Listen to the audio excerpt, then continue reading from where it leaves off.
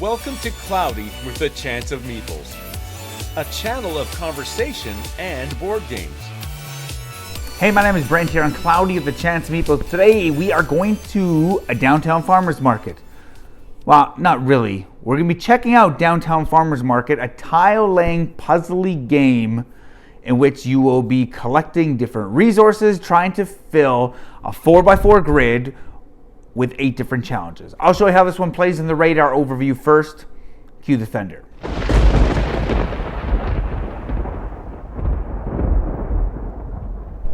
So the radar overview for Downtown Farmers Market, the strategy game for savvy shoppers, looks like this. This is a puzzly game in which each player will have 4 challenges on the left side and 4 challenges on the top. And you have a whole bunch of different challenges that you may or may not get. Each of them are double-sided each game, and you can set up your grid. So instead of having only 8 specific ingredients in this one, I could flip this over and I could have this one where if I have exactly only 3 bread and 2 carrots in this column, I'll get 7 victory points. But I'm going to keep it this one and have 8.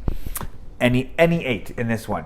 And then of course in this one I have to have 6 different ingredients, and there's only 6 in the game. If I have exactly 4 carrots in this one, I'll get 6 points. If I have 4 milk and 2 corn, I'll get 7 points in this column. And I will say you can have other ingredients, but you cannot have more than 4 milk or 2 corn to score that one. Here, if I have any eggs, carrots, or corn in this row, I get no points. I get 8 points, sorry. This, 1 point for every corn, 2 points for every set of 1 egg and 1 carrot, and 7 of the same type in this one.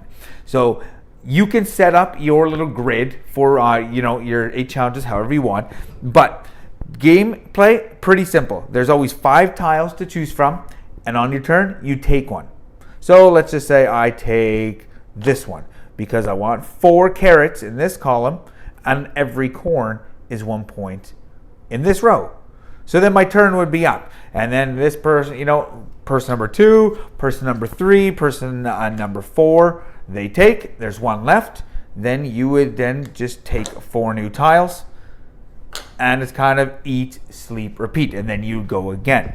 So, maybe it comes down to me and I take this one and sure, I will put it there. And then all these tiles except that one goes. And then it's on to the next round. So as you can see, as you continually put different things into your columns and rows, it'll get a little trickier each and every round to fulfill what your thing will look like. And I'm just going to fast forward here, and let's say this is an example of what final scoring looks like. So your board might look like this at the end. You go through each row, count it up, each column, and whoever has the most points would be the winner. So let's just go through this. Starting this one, 8 points. If I have none of these, well, I have an egg and a carrot. This one doesn't score. This one, 1 point for every carrot or every corn cob. 1, 2, 3, 4, 5. 5 points. 2 points for each pair. I have 2 pairs. That's another 4. 7 points if I have 7, or 13 points if I have 7 of one type. I clearly don't, so I wouldn't score that. 8 points if I have, or 6 points if I have 8. 1, 2, 3, 4, 5, 6, 7, 8. That would score. 4 milk, 2 corn. 1, 2, 3, 4. 1, 2 doesn't score. You don't remove them. I'm just removing them to help you out to visualize this. And then say this one, 4 carrots in this column. 1, 2, 3, 4. 6 points. 6 different resources. 1, 2, 3, 4, 5. I don't have bread, so I wouldn't score. This would be a pretty bad game. Often you're not going to score all 8 of them, but if you're scoring 6 to 7 or 5 to 7 of them, you're doing pretty good. But that's how you play. I will say that when you're playing a 2 or 3 player game, whoever has the tractor is the starting player of the round. They take a tile, they discard a tile. And then the second player in a 2-player game, they would take a tile, and then they would discard a tile as well. So there's a little bit more hate drafty aspects to it, or potential to it, in a 2 or 3 player game. But that in a nutshell is how you play Downtown Farmers Market. Let's move on over now and check out the final forecast.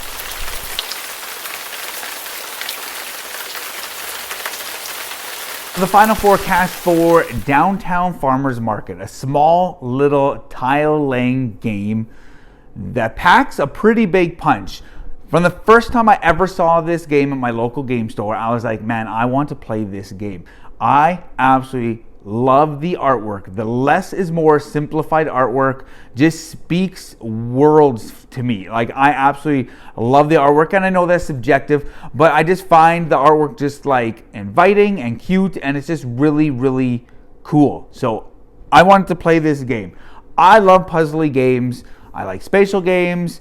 I like games like Sagrada, and this is kind of similar to that. You have that 4x4 grid, and you're trying to fill it to like complete 8 different challenges. Not often are you actually going to complete all 8 challenges.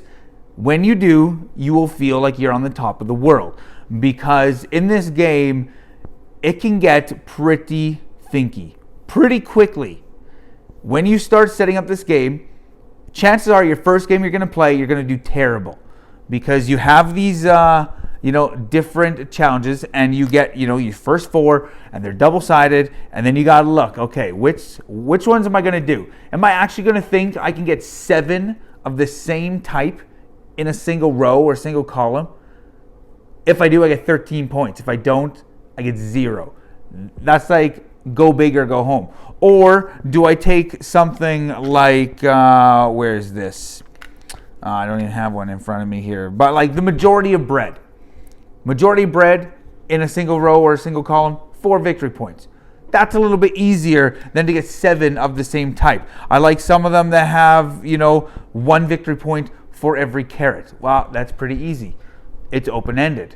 I can get 1 carrot in that row or column, or I can get 6 or 8. I can do whatever, So each game is going to feel a little bit different. You're setting up your, left and top axis, and you get to kind of choose. You will probably, until you play maybe a round or 2, will probably set yourself up in a pretty bad way where you'll need something in a column, and the one you put for the row or something, it won't jive, or you'll mess yourself up, and then you're like, oh man, okay, well I can't get that. But that's part of the game, and you'll learn that. Turns are pretty quick in this game. You're picking a tile and you're putting it in one of your, coordinates. You got 16 turns, that's it. I feel when I play this game, it's pretty quiet around the table. I played at the 2, the 3, and the 4 player count, and I like the 4 player count the best. I'll play it at any player count, but I like the 4 player count the best. With the 2 and the 3, each turn, whoever is, the starting tile, or starting player with that little tractor token, they get to discard a tile after they've chosen one. And in a 2-player game, you do that both players get a discard tile. So they try to make it so it feels like a 4-player game, but it can be like insanely hate drafty in a 2-player game. Because yes, in a 4-player game, other people at the table are taking the tile that you want. I get that. But in a 2-player game, my opponent is like, I want this tile, you want that tile, it's straight gone. Like, it's not like another player's taking it to help themselves.